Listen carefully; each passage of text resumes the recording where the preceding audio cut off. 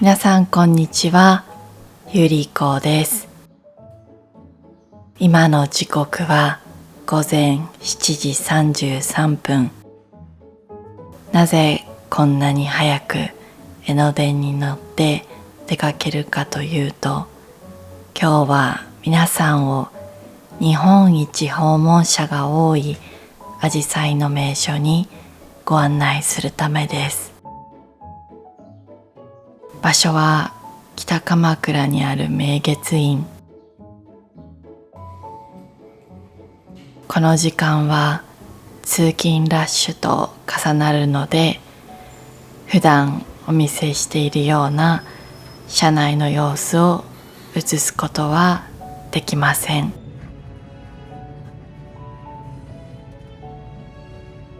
江ノ電は日中は観光のための電車になりますが、朝と晩は江ノ電沿いに住む人のための電車。特に海のエリアはバスがないため、通勤時には江ノ電を利用する必要があります。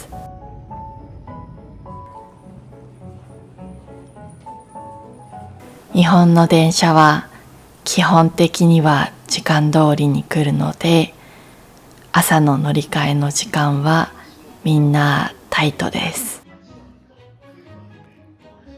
JR 横須賀線に乗って行きます。コロナの時は多くの人が在宅勤務、在宅授業でしたが、多くの会社や学校では対面スタイルに戻りました。皆さんの国ではコロナが落ち着いてからどんなスタイルで働いていますか？鎌倉から東京まで電車で1時間とちょっと、徒歩の時間を入れると結局1時間30分くらい。3時間の通勤時間はちょっと長いかもしれませんね。1週間だけ現場が福生というところにあった時、毎日往復5時間もかけて仕事に行っていました。さあ、駅に到着しましたね。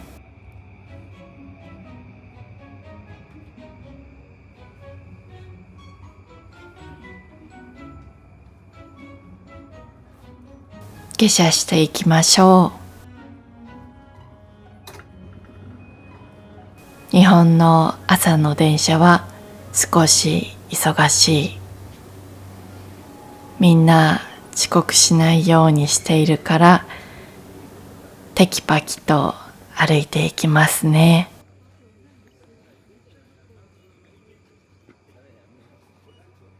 でも改札を降りたらもう安心。歩いているのは鎌倉学園の子と観光客だけ。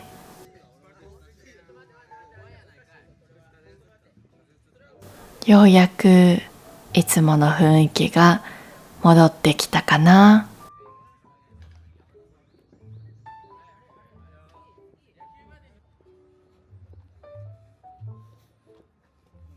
道行く人はみんな日傘を持っていますね。まだ6月の中旬ですが、信じられないくらい暑いです。日傘と自動で風が送れるファンが欲しい。この夏を乗り越えるために必要不可欠なアイテム。前にいる人はほとんど全員日傘を差していますね。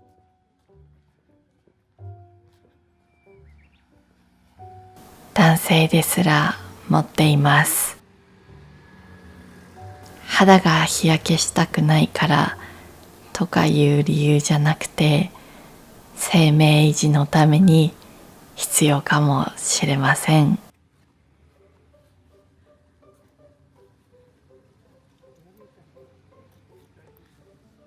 さて、今の時刻は8時4分。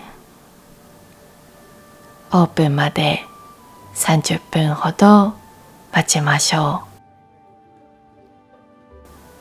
う。30分前に来てもすでに100人以上の人が並んでそう。なんとか寒い中30分耐えました。列が進んでいきます。ようやく入れそうですね。明月院の前は細い道だけ。観光客を乗せたタクシーが明月院前に止めてしまい、近くに住んでいる住民の方がちょっとイラついていました。通勤で急いでいたのかもしれません。なかなかそこまで配慮するのは難しいけど、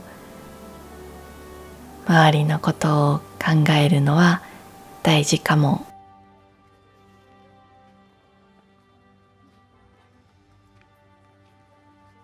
さて、ここで入場料500円を払いましょう。ここが明月院、別名あじさい寺になります。今から約860年前の平安後期に、武将山内利通の供養のため、息子の常利が明月庵を建てたのが始まり。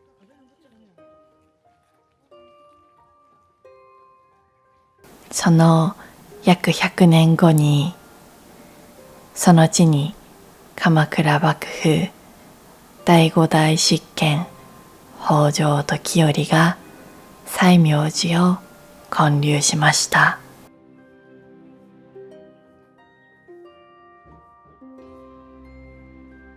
時頼の死後、西明寺は廃寺になりましたが、息子の北条時宗により善光寺として復興します。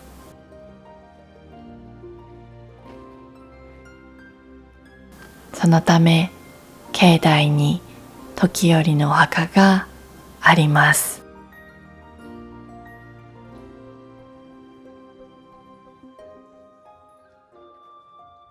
また戦時中、荒廃した心を慰めるために住職がアジサイを植え始めたことから、現在は約2500株の姫アジサイが咲き誇り、その青色の美しさから明月院ブルーと呼ばれています。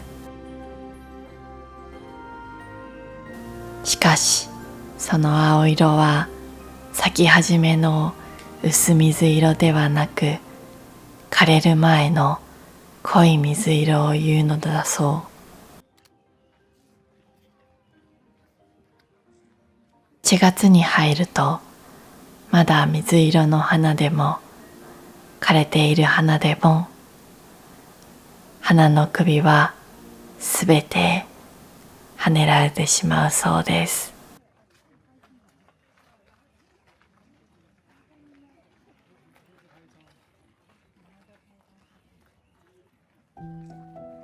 実は今から40年ほど前、明月院の住職は船橋のホテルで自殺をしたと言われています。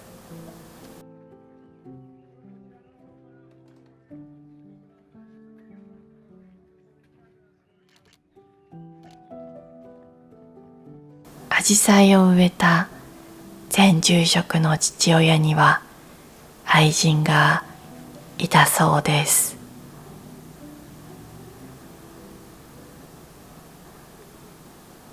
そして実の母親が死んだ後、父親はその愛人をお寺に迎え入れたそうです。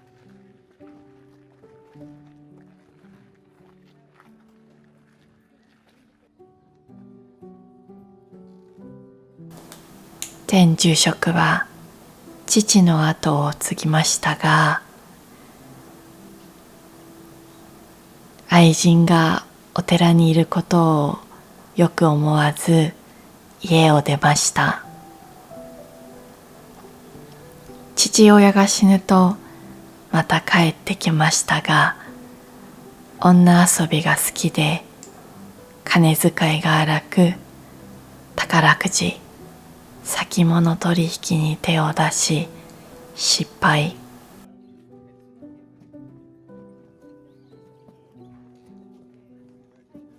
最終的には明月院の土地を担保に詐欺まがいの金融事件に巻き込まれてしまったそうです。その事件は裁判となり、多くの一般投資家が損害を受けました。アジサイの美しさと対照的な住職一家の複雑な歴史が実はあります。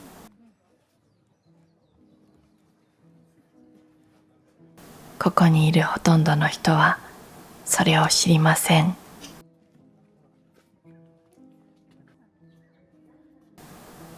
知る必要もないのかもしれません。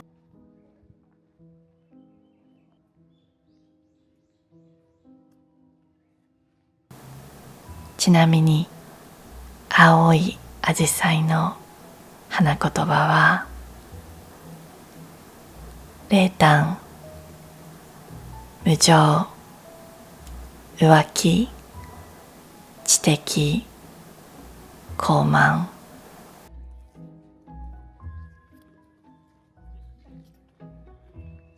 そして風水では花弁が4枚であることから、アジサイは死を連想させるという説があります。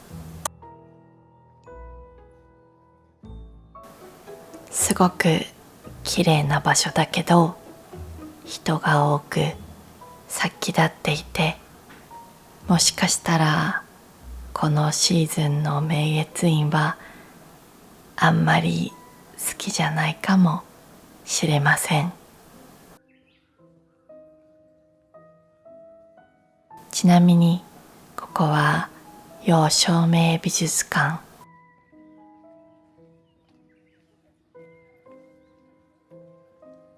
さて、珍しく疲れてしまったので、少しカフェでゆっくり休みたいと思います。でもまだ朝の9時、空いているカフェは少ない。できれば人の少ない落ち着いたカフェに行きたいです。それでも少し人の少ないエリアに来ると心がほっとする。切通しを通って鎌倉駅のエリアに行きたいと思います。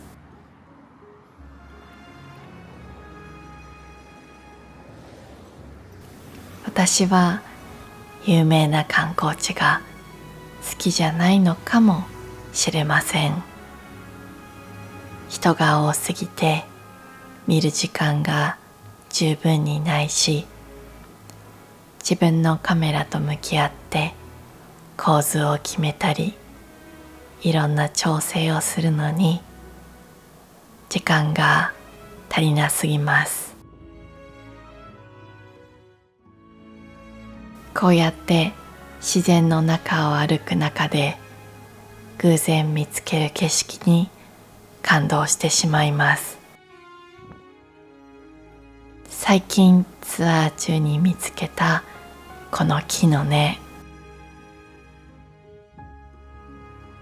こんなギリギリのところにどうやって生えているのか、自然の力を驚かずにはいられない。気持ちがいい風、ジブリのような美しい景色、それに多分人をかき分けてまでいい写真を撮りたいとは思わない。それでも時期によっては明月院も素晴らしいところです。去年の秋に行った時は人も少なくてもみじが本当に綺麗だった。さあ、鎌倉駅西口です。ようやく平和な鎌倉の朝に出会いましたね。さて、ここがコーヒー尾形。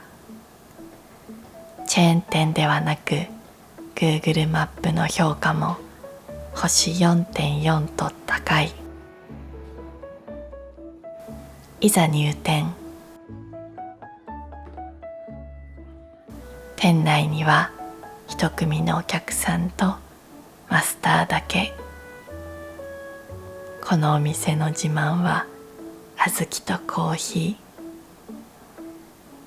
マスターの気持ちのこもったメニューがなんだかかわいい。ケーキはマスターが手作りしているようで、カウンターで大きなロールケーキを作っているマスターを見てしまったので、ロールケーキとコーヒーのセットで即答です。店内の様子です。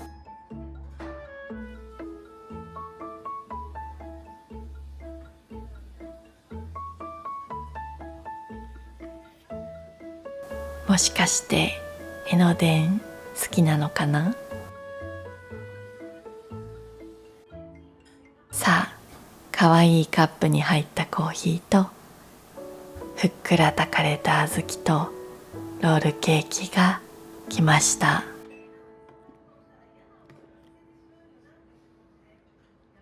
さっきまで本当に疲れ切っていたので嬉しい時間。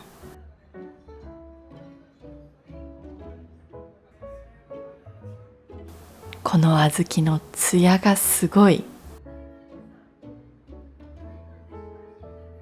ちなみに小豆だけもお土産に買うことができるそうです。めちゃくちゃ美味しいです。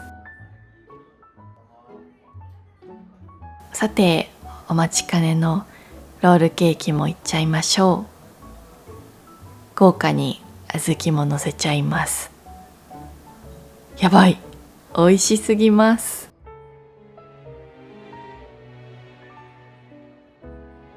どうやらご夫婦二人で経営しているみたい。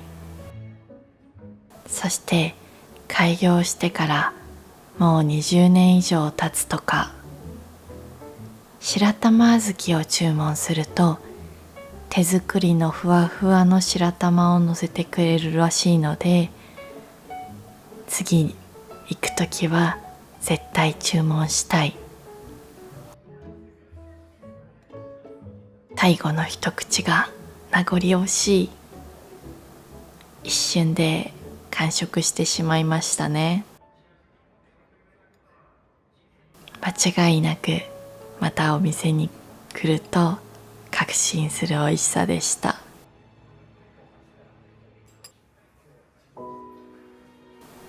ふと窓を見ながら思う。今日も鎌倉は平和だな。横須賀線が駅に着くたび、何百人もの人が降りていきます。人が多いけど、まだまだ知られていないスポットがあるので、このコーヒー尾形のような名店をもっと見つけたい。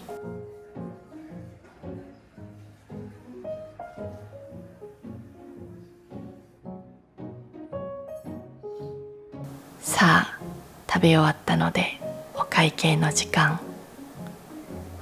店内にはたくさんのかわいいコップ、コーヒーとロールケーキで1200円。その価値のあるカフェだった。